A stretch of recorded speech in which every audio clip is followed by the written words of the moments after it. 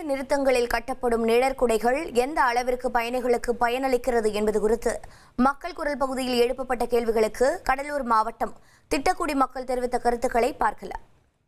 எங்க கிராமத்தில் நெல் குடம் 2 இருக்கு. ஆனால் 2லுமே உட்கார்றதுக்கு பெஞ்சு சேர் இல்லை. பயனாளிகள் வந்தால் நின்றுக்கிட்டே இருக்கிறாங்க. அதுலேயும் சில தரையெல்லாம் ரொம்ப டேமேஜாக இருக்குது. அதை அரசாங்கம் கொஞ்சம் சரி பண்ணி தரணும். இப்போ பார்த்தீங்கன்னா எஸ்புதூர் இருக்குது. அந்த இதெல்லாம் ரொம்ப பராமரிக்கப்படாத ரயில் கூடமாக இருக்குது. பார்த்தீங்கன்னா அதில் பார்த்தீங்கன்னா ரொம்ப குப்பை கூலங்கள் எல்லாமே இருக்குது. ஒரு மழை காலங்கள் மக்கள் கொஞ்சம் உள்ள ஊர் உட்கிராமம் நடந்து போகிற மாதிரி இருக்குது.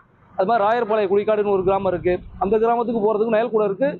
பராமரிப்பு இல்லாமல் இருக்குது. பார்த்தீங்கன்னா இதை கொஞ்சம் கவனத்தில் எடுத்து அரசாங்கமும் மக்களும் பஞ்சாயத்தும் எங்களுக்கு சீர்திருத்தம் பண்ணி தரணும்னு கேட்டுக்கிறோம். குடிக்காடு லட்சணாபுரம் குடிக்காடு இது கடலூர் மாவட்டத்தில் லாஸ்ட்டுங்க எங்கள் ஏரியா. இந்த நெல் கூடம் கட்டி ஒரு 30 வருஷம் ஆகுங்க.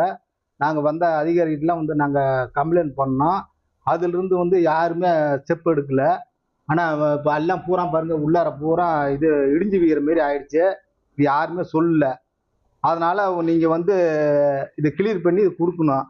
இந்த இடத்துல பார்த்தீங்கன்னாக்க நிழல் கூடம் கிட்டத்தட்ட ஒரு 35 வருஷத்துக்கு முன்னாடி கட்டினது. அதை பாலடைஞ்ச நிலைமையில இருக்கு. எம்எல்ஏ கிட்டையும் சொல்லியாச்சு, எம்பிகிட்டையும் சொல்லியாச்சு. இந்த மழை காலத்தில் ஸ்கூல் பிள்ளைங்க எல்லாம் பஸ் ஏறுறதுக்கு இந்த இடத்துல இருந்து தான் ஏறுறாங்க. அவங்க மழைக்காக ஒதுங்கினாலும் அதுக்கும் பயப்படுறாங்க.